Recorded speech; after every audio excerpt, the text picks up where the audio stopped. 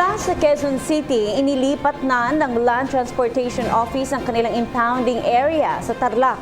Paliwanag ng ahensya, maliban sa pagpapaluwag ng espasyo para sa mga motorista, layon rin nitong mas maturuan ang ating mga kababayan na magkaroon ng disiplina sa kalsada.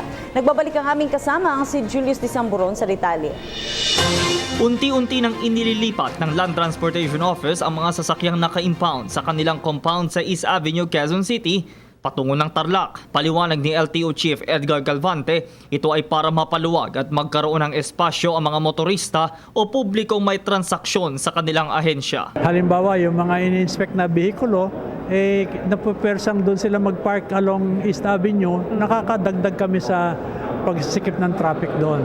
Kaya hopefully malulunasan ito ng paglilipat ng mga sasakyan sa Tarlac. Yan sanang tatayo ng district office ng LTO, kaya lang sa ngayon, mas kailangan namin yung impounding area, kaya pansamantala yun muna. Nakasaad naman sa batas na ang isang sasakyang hindi tinubos sa loob ng 6 na buwan o higit pa ay isa sa ilalim sa auction ng ahensya.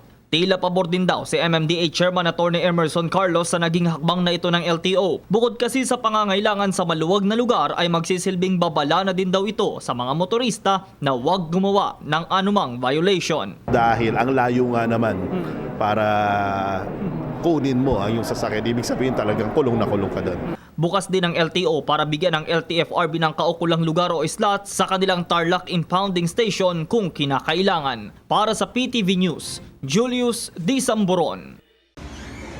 Ako po si Cathy San Gabriel. Subscribe na sa PTV YouTube channel.